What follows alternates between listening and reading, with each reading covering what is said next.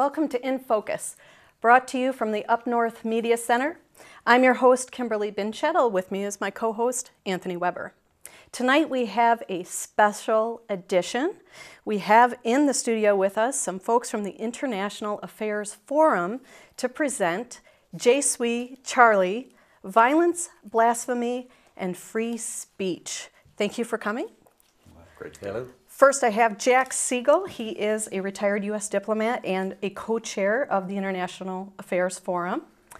Welcome, Jack. Thank you so much. Grant Parsons is a attorney here in Traverse City and is also a board member of the International Affairs Forum. Glad to have you. Thank you. And also Bob Giles. Bob is a veteran newspaper editor, and not just a veteran, but won the Pulitzer Prize. He was also the head of the Neenan Foundation at Harvard and is now a board member of the International Affairs Forum. Thank you for being with us as well, Bob. Here. Thank you. So tonight we are focusing particularly on a recent incident that happened in Paris. I think that's a good springboard for the conversation about violence and free speech. And Jack, if you could just give us a little bit of information about that event to kind of get us talking. Sure, I'd be glad to. Regrettably, about a week ago in Paris, 3 young radical Muslim French citizens attacked 3 different targets. They attacked the offices of a satirical magazine called Charlie Hebdo, which is very well known in Paris and a rather small circulation, but became famous because 2 of the terrorists went into their office and killed 12 members of the board, the editorial board of that journal.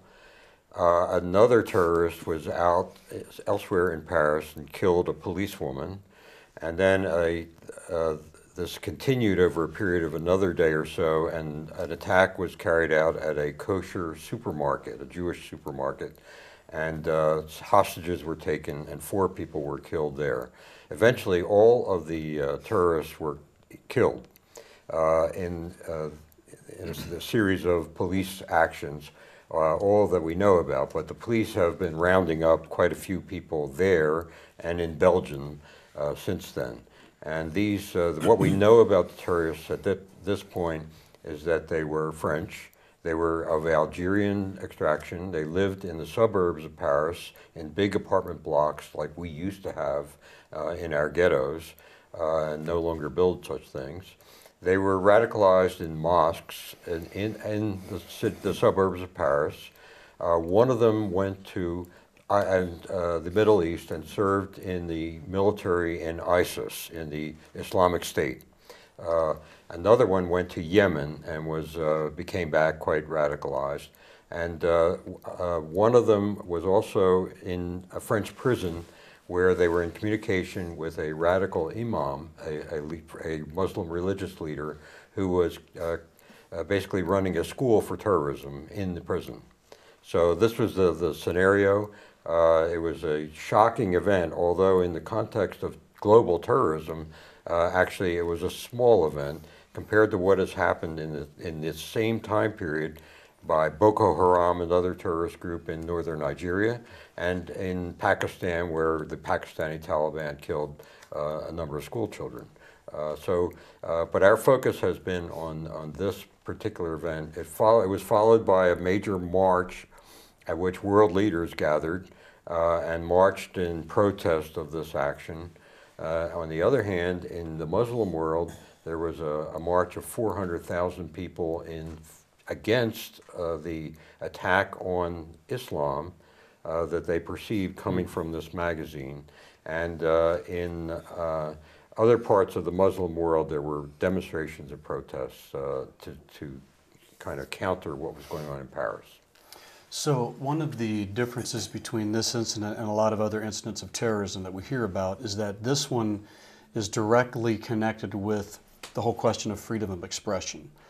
Do we have the right to say particular things or should we not? So, Bob, I'm going to throw this question your way. In America, we stress the importance of being able to speak freely. How does France handle this kind of tension of being able to express yourself as you'd like, but recognizing, obviously, as last week showed, sometimes the things we say have tremendous consequences. So how do the French handle this dynamic about freedom of expression? Well, we of course have the First Amendment, which protects press and speech. France has a whole variety of laws. They have a culture of free expression. But over the centuries, this has changed. For example, blasphemy used to be a crime in France, and then at the end of the French Revolution, it no longer was a crime. So what the cartoons that Charlie Hebdo publishes are blasphemous, but it's not illegal in France. They have other laws that protect individuals, but not the church and not the state and not other institutions of that kind. And then in a situation like this, the French are inclined to make new laws. So they're now working on new legislation that will react to this event and try to make it more difficult for this sort of thing to take place. One of the things that's outlawed in France is any kind of statement or publication or speech that is anti-Semitic or that is denying of the Holocaust. Those are crimes. Now, in the United States, we would tolerate that. One of the things that you don't hear about from the French people is that the best antidote to bad speech is more speech. That's one of the pillars of the free speech in the United States. We don't outlaw it. We simply believe that bad speech can be countered by more speech, and that is how wisdom and truth evolves. That's an idealistic perspective, perhaps, but in fact, that's part of how our system functions. But if we muzzle them, by creating more laws to repress or keep free speech down, as you're saying they're maybe contemplating, isn't that really putting more power in the hands of the terrorists? Does that mean the terrorists win? Well, Yeah. If the terrorists force the society to change, Right. yes, that is certainly the case. I mean, if you think about this movie, The Interview, which was the assassination of the president of North Korea. The North Korean reaction forced Sony to cancel the showing. In the minds of some, that means here's a foreign country, a communist country, dictating a matter of free speech in the United States. It finally was overcome, and we've been able to see The Interview. But the initial reaction was one that is chilling. A foreign country's reaction forcing an American company to change its practice. Would you say threatening, though, rather than, you said dictating? Well, it was a threat. I have a tendency to say threaten. It was a threat, yes. A threat's a better word. Yeah. Grant, you were... But it's the whole problem, in the United States we have what we call the marketplace of ideas. Bob's talking about the more that is said, we're going to find our way to the better ideas. They're going to float to the top. And speech is not viewed as what comes out of your mouth. It's viewed as the ability to think. If you regulate speech, then you're regulating a person's thinking and there's a chilling effect, right? And so as you adopt laws to deal with a specific issue, you make people start to think, should I voice my opinions about politics or religion is the hardest one? And in this symbolic speech that uses Bibles, Korans, crosses, they present really, really the most difficult speech. If you remember in Gainesville, Florida, a year or so ago, this I would say he's a nut. He's a fundamentalist who wanted to burn a Koran just to incite something. And the President of the United States actually called that guy and said, you know what? Nobody's going to come in with a gun and stop you, but it's not the right time. Please don't do that because you're going to make something happen.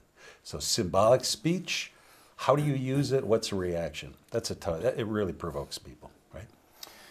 Do you feel like the desire to preserve the ability of people to send a message of a particular kind in the marketplace of ideas is the same as saying they also can choose the medium in which that message is sent? Or do you think there's a distinction that's worth being made between the medium and the message? And just to give a little background, I think Marshall McLuhan said years ago that the medium is the message. So in some sense, the way in which something communicated, there's at least connotations that go perhaps even beyond the denotation of what's said. So do you think both of those are, like in America, would both those aspects be considered the same in the sense that we protect them, or do you think there's a discussion to be had about how to separate those two things? I'll just make one comment on that and then pass to my experts, and that's maybe most viewers haven't seen what was in Charlie Hebdo, in this journal, in this magazine. But these were the crudest representations you can imagine of the Prophet Muhammad, a figure which is not even ever supposed to be represented at all by cartoons or pictures to a devout Muslim. It also, they didn't spare anyone. The Pope, characterizations of Jews, they were the very crude kinds of things you would find in the darkest reaches of the internet. So from the standpoint of Muslims, we're talking about blasphemy in its most extreme form, that this was an intentional insult against their religion and against their prophet. So the next issue of Charlie Hebdo comes out, and it has an image of Muhammad with a tear, and Je suis Charlie, and in French, all is forgiven. The Muslim community thought this was blasphemous as well. And so if you come back to the United States, how does the media tell that story? Do you print the image, or do you describe it in print, on the air, or what have you? And it was a real struggle for editors, and let's take the New York Times as an example. The editor, Dean Baquet, executive editor, was very sensitive to the impact that this was having on the Muslim community. And yet, he also understood that by publishing the image as part of a story about this new issue, which there were 5 million copies printed, that he was, if he had published it, he was doing his job of informing the public. This was this publication of this image, had the Times done it, would not have been done in a satirical way or a blasphemous way, but rather as part of explaining to readers of the New York Times what the issue was, and let people look at the image and make up their own mind. And according to the stories that the Times wrote, the Times public editor wrote about this issue, this decision, he went back and forth several times and finally decided not to publish. Now, you can go on the internet and you can find it. I found it. And it's as it was described, but looking at it it gives you a much better picture than trying to imagine it from the words of written by the reporter for the New York Times who was covering the story. Well, this is a matter of editorial judgment. The Times was perfectly free to publish this image. Nothing would have happened. But it became a real struggle of ethics and conscience on the part of the one man responsible for making that decision in that newspaper.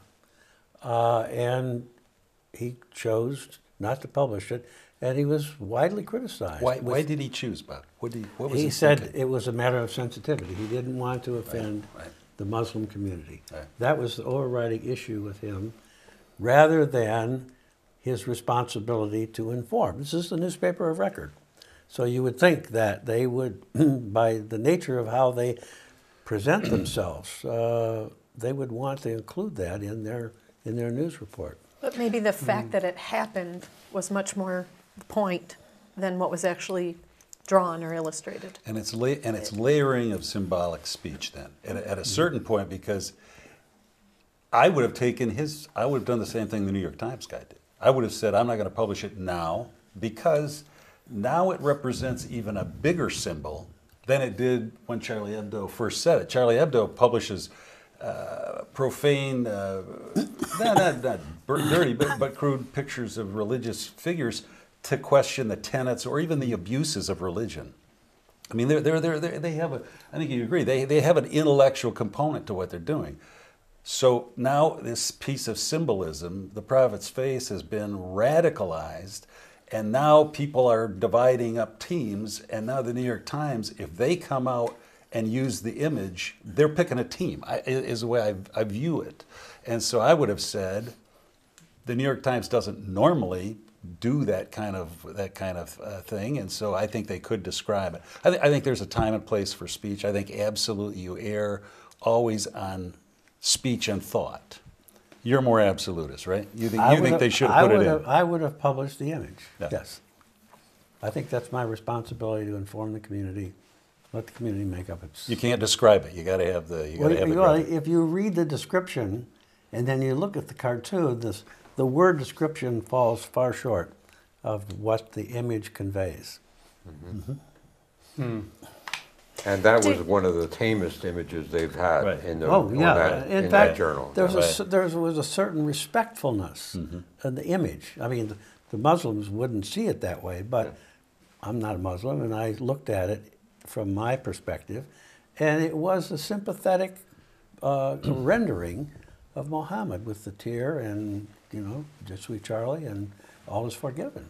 Do you ever take into account, as the publisher of a journalistic paper like that, the concept that, do you consider the level of understanding that you assume your audience has when making a decision like that? And what I mean by that is, what number of readers of that paper would see that drawing and understand what they're seeing the way that you do? Am I expressing this properly? Yes, you are. Why it was offensive to the Muslims are going to see it and be offended, but everybody else, are they going to look at that and see what it is that is happening there? I think the editor of the New York Times could conclude that he has a very intelligent readership, and therefore they would be sophisticated enough, mature enough, to accept it as a piece of information, rather than a statement by the Times in a controversial subject. So how do you make a distinction between words or an image that incite people to some type of response versus something that is simply a critique, that is informative in the case of the Times? How do we go about making a distinction between those two things? And part of that question probably conveys the idea of, how do we determine whether or not someone who puts something out bears some culpability in the repercussions of what they do? Is the person who puts it out always able to step back and say, well, I just put it out there, it's just words and images, and any type of response is entirely unwarranted? Or is there a sense in which part of the discussion is, at what point do these things cross some type of line where, sure, it doesn't make people do things, but it incites, I think, is some terminology that's often used. Well, in France, the law is very clear. You cannot use speech or print to incite. That's very clear in their law. In the United States, it's the same way. You can't yell fire in a theater. Right. I mean, that's been well determined here. So that's an incitement, and that's simply not acceptable in our notion of what's acceptable free speech. So that must mean then that they don't see the Charlie Hebdo as inciting. Yeah, it seems like the yelling fire in a theater, that's black and white. That's pretty clear, but there's a lot of gray in here, which is essentially what we're talking about, right? And Charlie Hebdo is seen by the French people as satire. Satire is part of the French culture. But obviously not at least three of them. And well, no, that's true. I mean, they do it knowing that they're going to upset parts of their audience or part of the community. If they draw up a satirical image of the Pope, that's going to get the Catholic community upset. Or so you can find all sorts of groups that can be upset by the kind of rugged satire that Jack was describing. But yet it is accepted in the French culture as part of the historical value of satire, as part of what it is to be French. I think there's an important distinction that you just made, though, that in France, where 8% of the people are Muslims, and in the city of Paris, where it's almost 20% who are Muslims, but they tend to be disenfranchised, poor, and they live in these suburbs that are very unfriendly and uncomfortable, and they often have low rates of employment. One of the killers, his whole job seems to have been he was a pizza delivery boy, no knock on people delivering pizza. But so you have a disenfranchised group that's being attacked by this majority. When they do attack the Pope, it's a predominantly Catholic country, so they're in different territory. But then when they attack Jews, the outflow of Jews from France is dramatic. It's vastly more this year than the year before, and each year before that, it's been steadily increasing of Jews leaving France, feeling, one of them on radio today said, it feels like 1933 in Nazi Germany. It's getting more and more dangerous. So these minority populations are feeling either ostracized and outside the flow or endangered. And I think that's an important distinction that we don't have here. I'd like to add one point, though, that we are talking about a tiny fraction of the Muslims. That most Muslims in France and in the United States and everywhere have no connection with this violence and have no desire to be associated with it. But you know, we have to be careful of not turning this into an Islamophobia kind of exercise. I happen to have been in Afghanistan when the issue of burning the Quran was hot, and 40 people were killed in demonstrations over this issue. So there are repercussions that happen just from what seemed to be free speech in the United States. The Gainesville guy, you mean? The burning of the Quran by the guy in Gainesville? Yeah. Can you speak more about the radicalization? What's happening that we're seeing these almost individual pockets, or however you can describe it better than I can, of terrorism, these reactions that perhaps in a different world we wouldn't have as much violence to things that, you know, a good percentage of us in the U.S. think is no big deal, you know, in a way, that free speech. Well, I think all of us happening? could respond here, but it's, you know, you can make a list of, it starts with alienation from the majority society, rules that don't allow them to wear their kind of clothing in public in France, that those rules exist. The unemployment or underemployment or poverty, isolation, and then someone who offers a way out to either join a war against the infidels, that's the majority population in France and here, or to go in somewhere and become radicalized. Maybe it's a park where a young imam teaches a radical form of the religion, which is not being taught in the main mosque. And so they become radicalized and they try to turn that into action. And then you know, you can monitor these people or you want to try to do it, but there's hundreds or thousands of them in France. There's a small number here. It takes a lot of human power and a lot of investment. And you could ask the question, is this the way to prevent this kind of an attack? In the most current Time magazine, there's a discussion of where the Danes are taking people coming back from Iraq and one by one trying to reprogram them, deprogram them, if you will. They've been radicalized, they have to be dealt with psychologically, and to be shown that what they've been indoctrinated into is not the way to go. That's a very labor-intensive effort. This is one interesting difference between the United States and France. We both have separation of church and state. France is a very secular country, and as Jack described, they have laws that prevent Muslims from wearing their religious and traditional clothing. In the United States, that you see that people with their burqas and headscarves all the time. And it's probably fair to say that the Muslims feel much more integrated into American society, not simply because of the clothing issue, but because of the way we welcome immigrants and people from other countries. That's been our history. That's part of what the melting pot that makes the United States what it is. And the French are much more homophobic, and so the neighborhoods in around Paris where the Muslims live are sort of really isolated, and that creates part of this feeling of disenfranchisement.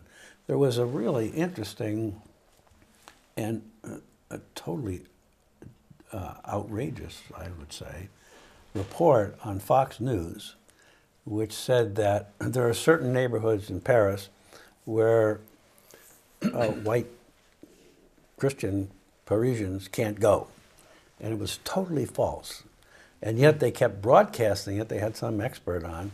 And finally, it got to the leadership of Fox News, and they had to make apologies, and they kept repeating the apologies. It was a totally humiliating experience for Fox News, and yet it was exceedingly irresponsible journalism. But the fact that they could accept this as something that's likely to be true is a reflection on somehow how the story gets shaped by focusing on what some outsiders would regard as exceptional events. A neighborhood where, on the Rosdisement, where others can't go. It's, run and dictated by the Muslims. Well, that was totally false. And yet, the fact that a news organization, national news organization, would accept that and broadcast it without vetting it is shameful. But I think that's getting kind of the point that is so interesting to analyze in this context where we're talking about speech, we're talking about religion, and then we're talking about sociology, really. And the banlieues, the suburbs, the ghettos, which is what they are, where French colonial history is catching up with France, because, right? I mean, the Algerians, the Western Africans, French were so kind of rigidly welcoming, right? And they had a policy: if you're a French colonial, you're a Frenchman, you're a French person. You come, you belong here. And so they open their arms. They are inclusive, but they've reached a critical mass, right? Where there is, like in the United States, I mean, ghettos is any ethnic group that's separated, and they're not.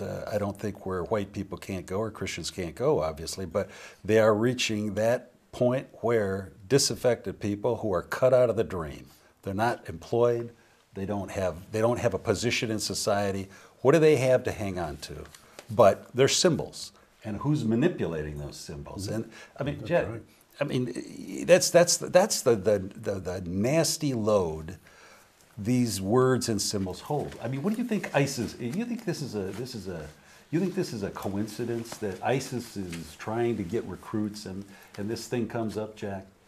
No, I don't think it's a coincidence. You have a whole disaffected population in Europe, particularly, much more so than in the United States.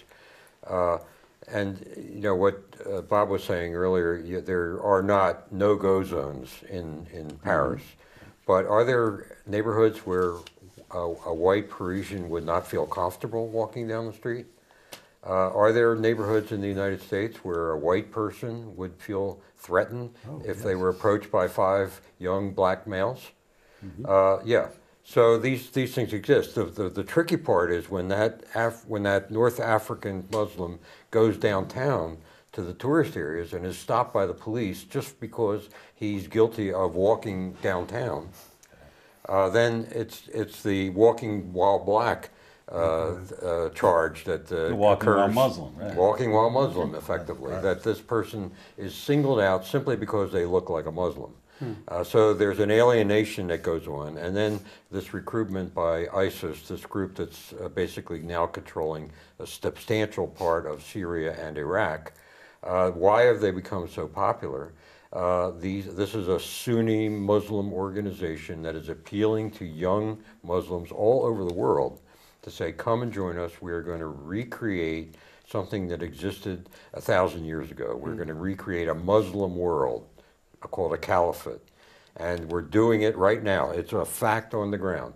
It's there in existence, and you come to us and we will train you. And we will make you into a fighter, and if you die, you'll go to heaven. So what could be better than that? And it sounds like you're saying that the ranks are swelling because the people who are joining them are the ones who are feeling like the countries that they've tried to make their home have pushed them to the side and disenfranchised them and demeaned them. And so why not shift my loyalty to someone who says you're crucial and I need you? Is that kind of the idea? Sure, and it's a self-reinforcing process. I mean, if you don't belong in the dream, if the dream of the Western good society is not accepting you, where do you go? You gravitate back, whatever the ethnicity you have, and this idea that ISIS is. Here's what bothers me about this, and I'll let you check me, you guys, because the New York Times. Why I like withdrawing from the Charlie Hebdo and not going into the second publication is because you're buying into the fact that the religious figure, the prophet, is the issue. And I don't view it that way. I think it is, there's a symbol that's being loaded up, and just if you don't have anything else going for you and you're ISIS and you're trying to create a stir, you're trying to create a stir. And so anything that promotes the stir in a given time, I regret it. I agree with you totally. It's well within our free speech. But ISIS is recruiting, right? ISIS is radicalizing. Time magazine this week has graphs of the increasing number of fighters that are coming out of Western Europe to go join the fight.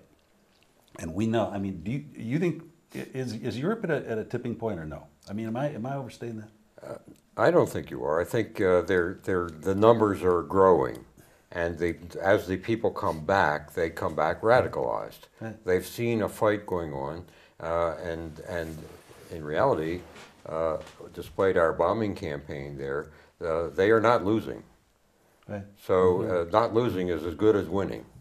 You remember when Ayaan Hirsi Ali, who wrote Infidel, And she was here in Traverse City. with the International Affairs Forum and the National Writers Series, and she had an interesting comment. She has maintained her Muslim relation, but she said there's radical Muslim, there's political Muslim, and then there's religious Muslim. And she said, I'm for religious Muslim, I'm against radical Muslim because they reach a tipping point. And she looked around the City Opera House and she said, if 10 of them walk in, that's no problem. If 20 of them walk in, things change. If 100 of them walk in, that's changing. And it is not religion.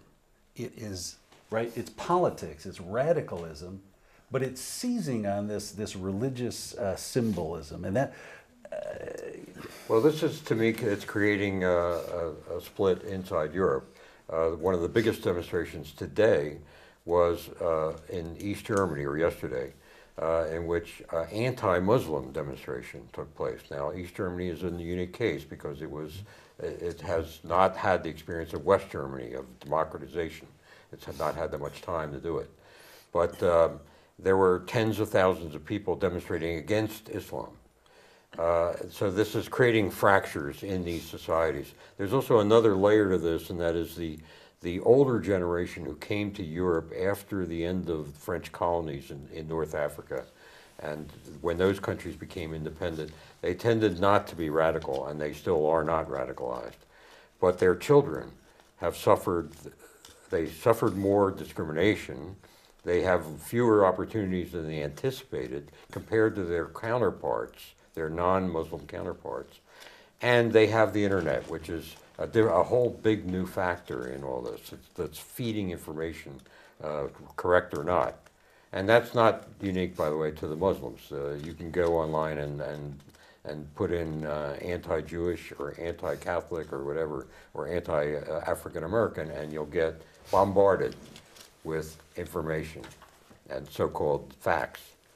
So it's a problem. So then this let me, I'm sorry to step on your question, but listen, so what do you do about regulation? If you see this language, if you see speech, if you see communication, if you see technology putting a megaphone in everybody's hand, and every kid in Paris is sitting out in the suburb watching ISIS, and they got these flowing black flags, and they got the white trucks with the guns. I mean, do you see a way, Bob, to regulate, or is it a question of regulation or education or sociology? How do you switch that radicalization around? You don't regulate. You don't. That's the first thing. All right. You don't regulate speech. No, you don't regulate speech, and so you have to depend on well, good journalism, telling the truth, digging out the facts, and sometimes you have to get yourself in trouble. I mean, look at the reporters who have gotten in trouble by taking leaks and developing them into stories about how our government has tortured and invaded the privacy of citizens through telephone checks and so on. Mm-hmm. This is information that the public needs to know, and the press is the one that brought it out. So if you had a government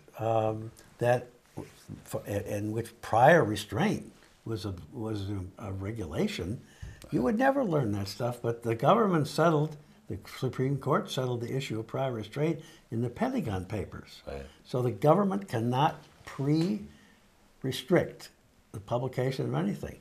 The White House calls the newspapers and says, we wish you wouldn't run this story. And sometimes the newspapers agree. And then a year later, the editor will say, I really regretted that decision. Because the series of events occurred in which it would have been important for the public to have known what the White House wanted the New York Times, the Washington Post, the Wall Street Journal not to publish. Mm-hmm. So you can't have regulation. It has to be the judgment, basically, of the editor. You listen to the White House, and certainly there are times when it's wise to hold up a story until further developments take place. But regulation is not the route to informing the public or keeping information from the public.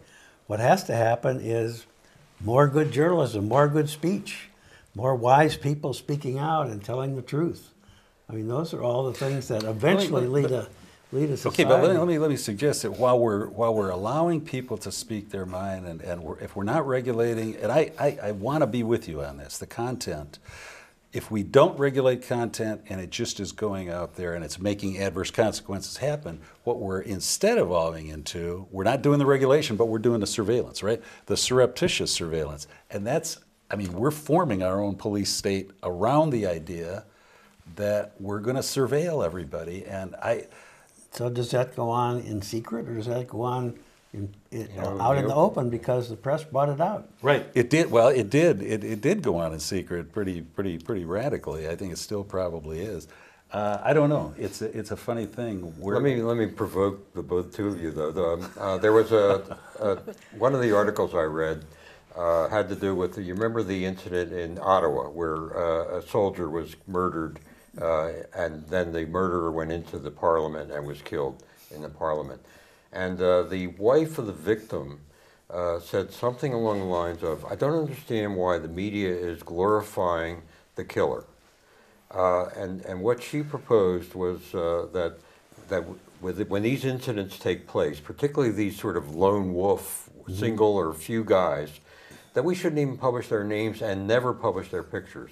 We should only publish the names and pictures of the victims.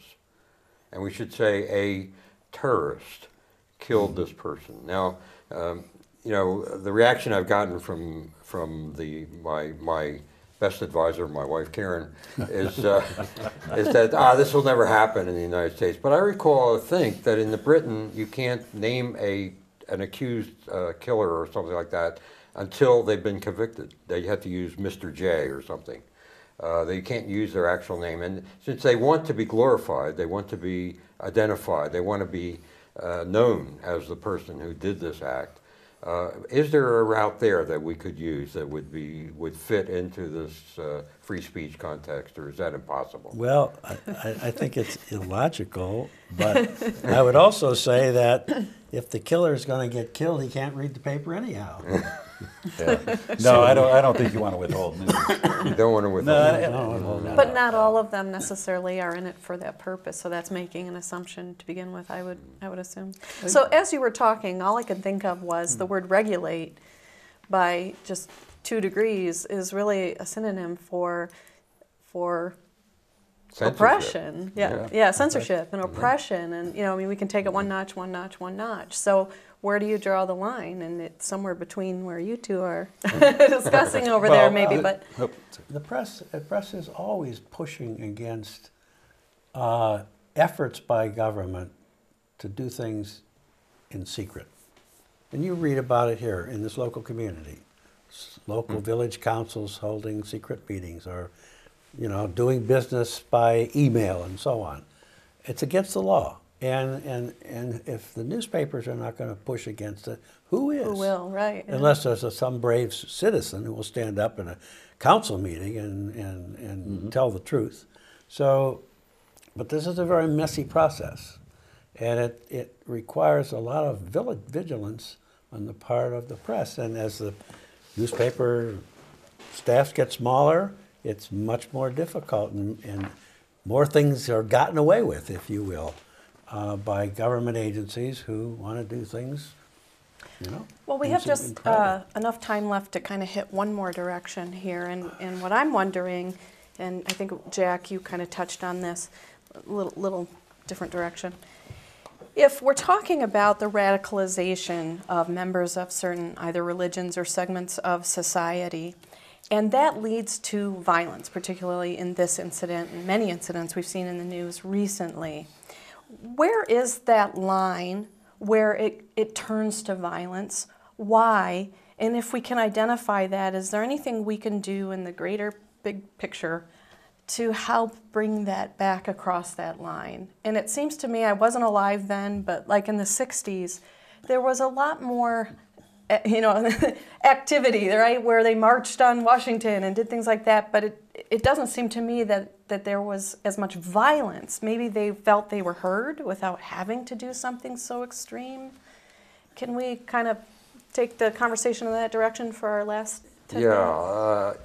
I think there is a frustration attached to it that you really almost have to be spectacular to make the evening news. And our attention span is very short. We remember Bring Back Our Girls from northern Nigeria. Well, when's the last time we heard about that? It's only very recently that we've heard again there's trouble in northern Nigeria. That this thing, it's on the news for a day. And so you almost have to be spectacular to catch our attention. If it's 1 or 2 people being killed somewhere, we don't tune in at all, unless it's here in the United States. Are we desensitized? Is that Yeah, part I of think it? we are to a degree desensitized, that there's so much violence going on that we tend to ignore, something like a demonstration. But what do you think is the goal of the violent reactions? Is it, let's go back to Charlie Hebdo, is the goal to simply stop those who insult us, or in the case of the Muslims, insult Muhammad or insult Islam? Is the goal to simply have a place that's our own where we feel like we belong? Is the goal to continue to push and gain power? What do you see as happening? Like, what's the end goal? That's something I feel like is often missing when I read stories. I'm not quite sure what we're shooting for. Like, let's say we resolve this issue and the magazine prints no more satirical things. Okay, does that mean problem solved, or are there layers to this? The goal of the terrorists, you mean? Yeah. Well, look, I mean, remember the Salman Rushdie fatwa, right? Yep. And then Theo van Gogh gets sliced up Yep. in Netherlands, and then this deal. I'd like to promote the idea that this is like the Hutus getting on the radio and saying, "Go kill the Tutsis." I mean, I don't think it's about religion, and I think it is incitement, and I think it's a sociological problem, frankly, more than a constitutional problem. ISIS is coming out of nowhere, and they're looking pretty good, and they're getting a lot of results, and they're getting a lot of traction, seizing on symbols, and calling themselves the Islamic State. I mean, that's very symbolic and loaded up.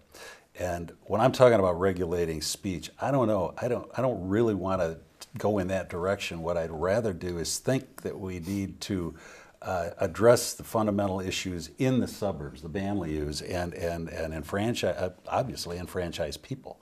You know, you can't have so.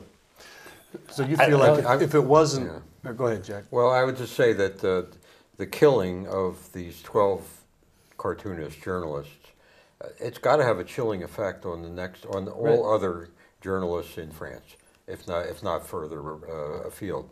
That maybe we won't stop, but gee, I'm going to think about what I'm putting on paper here, and maybe with the article I was thinking of writing, maybe I'll just put that aside for now because they're all spun up, and it might be too dangerous for me personally. So that's the intended effect, probably part of it. And I think the second part of just wanting to be famous, to be a Muslim warrior, to be a Jewish warrior. In the West Bank right now, there are Jewish settlements that are being created of fundamentalist Jews who they don't put a fence up around their settlement. They dare Arabs to attack them. And they put a sign up at one of these settlements that said, "We will kill 4 for every one you kill."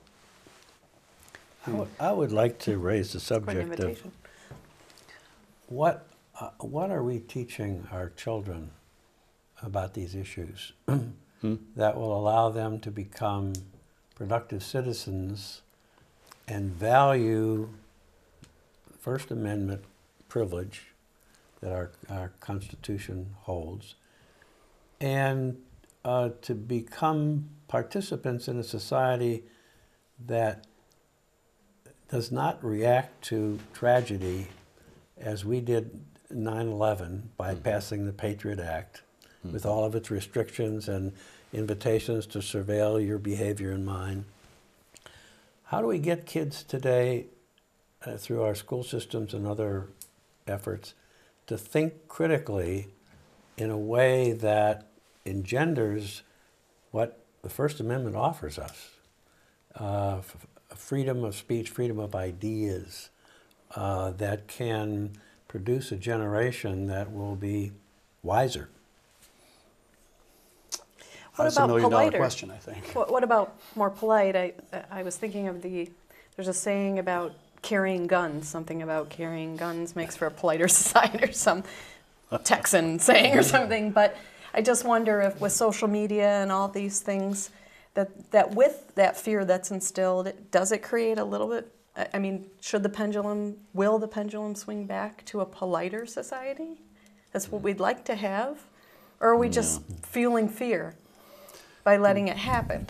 What do you see the politicians do? I mean, everybody grabs a favorite symbol to step on, really. I think it seems like, I mean, we're talking a way wider range of extremes, and that's probably not right to do. But again, it's one person's sacred symbol is another person's chance to pull the pigtails or incite a riot or incite something else.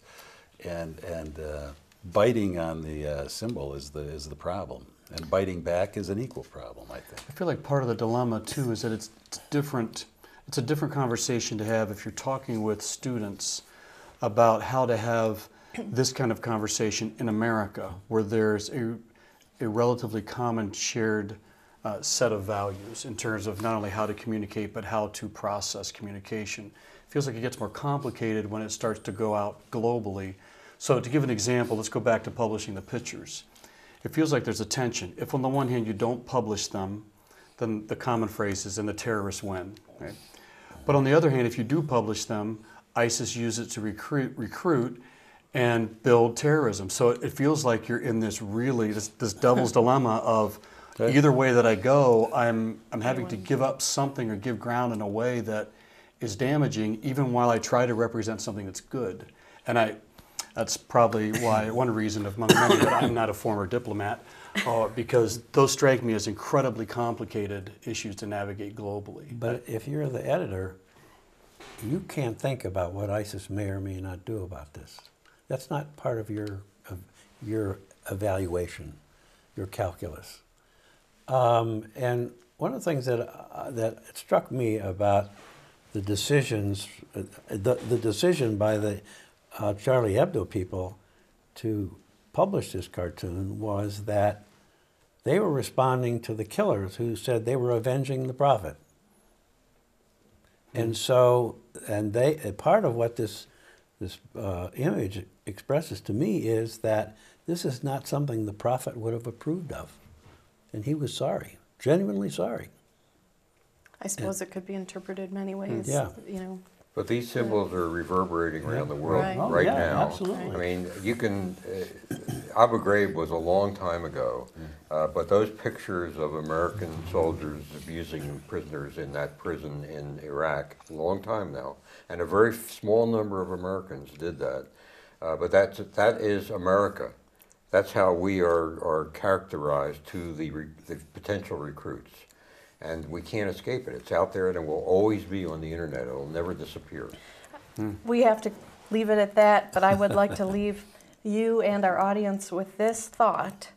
What would the world be like if we could appeal to each other's basic decency instead of our basest fears? I thank you, gentlemen, for being on the show tonight. Pleasure, thank you. These folks from the International Affairs Forum do a presentation live at the Milliken Auditorium every month. On the third Thursday in February, they'll be discussing Cuba. Hope you can make it out to join them. And of course, we'll be back here live in another month on the Up North, from the Up North Media Center on TV. And online. And online, you can stream us afterwards, but we're live tonight. And I thank you at home for watching us here at In Focus.